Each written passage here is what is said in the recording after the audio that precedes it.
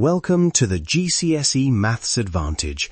I'm Dr. James Carter, and every episode I'm going to break down one topic, show you where the marks are, and give you a quick win you can use in your next exam, whether you're targeting a grade 7 or pushing for a 9. Let's get into it. Hook. Last year, on a number of higher papers, the same kind of tree question caused more lost marks than almost any other short probability question.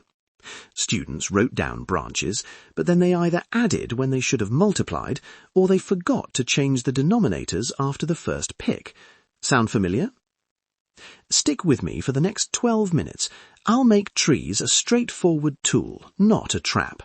Section 1. The concept. Let's start very simply. What is a probability tree? It's a picture that lists every possible outcome step by step.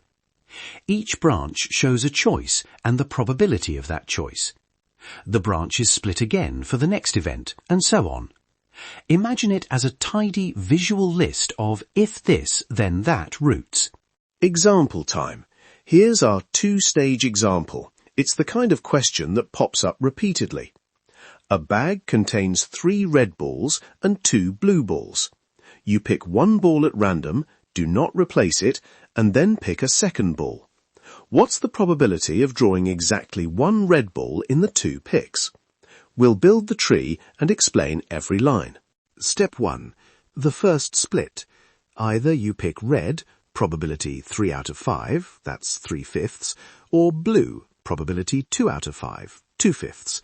Write those on the first 2 branches. So far it's straightforward, 3/5 and 2/5. Step 2. Conditional branches. If you picked red first, there are now 2 red and 2 blue left in the bag, 4 balls total.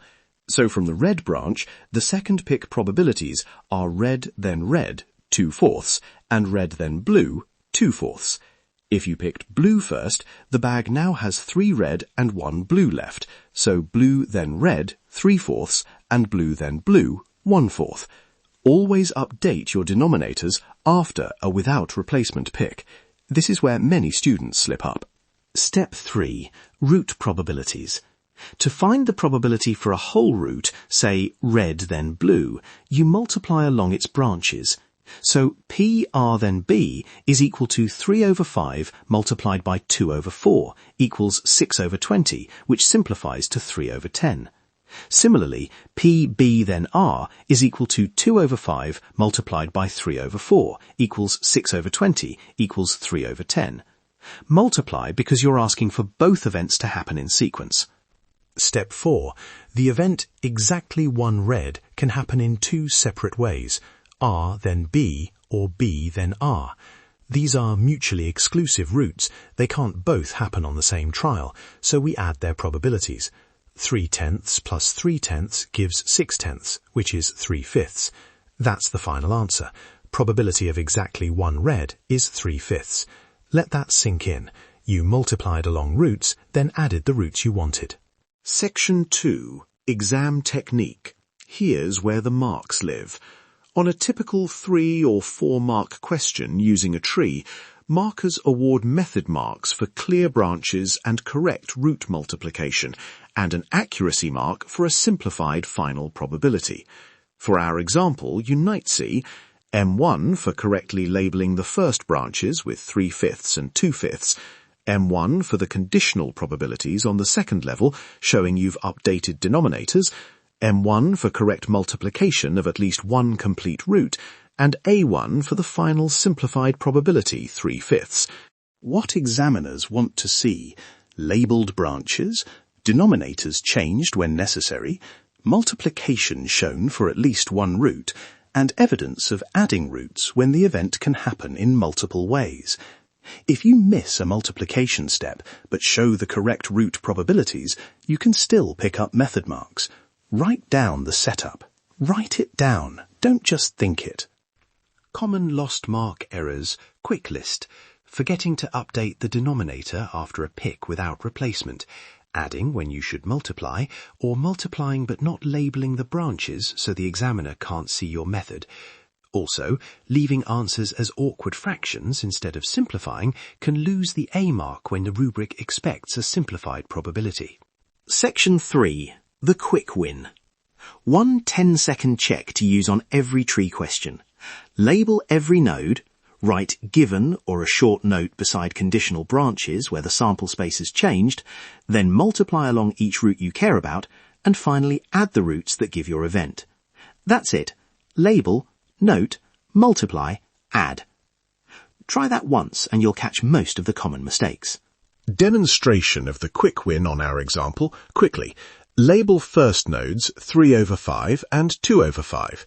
Beside the branch first equals red, write now 2r, 2b, or just given 2 over 4. Multiply the root. 3 over 5 times 2 over 4 equals 3 over 10. Do the other root the same way. 2 over 5 times 3 over 4 equals 3 over 10. Add 3 over 10 plus 3 over 10 equals 3 over 5. 10 seconds to check your denominators and to show your method. That's marks for the taking. Quick teacher and parent extension. In a 10-minute activity, give students 3 short bags or boxes with simple counts and ask them to draw trees for with and without replacement cases. Ask them to swap and mark where denominators change and to explain why they multiplied or added. It's a short class routine that builds fluency and exposes mistakes quickly. Common pitfalls, rapid fire. Wrong order of conditional thinking, not updating counts, forgetting to multiply the root, adding separate probabilities instead of multiplying when events must both happen, and not labelling why a denominator changed. Avoid these by following the quick win checklist. Label, note, multiply, add. That's your quick win for today. If this helped, share it with a friend who's revising.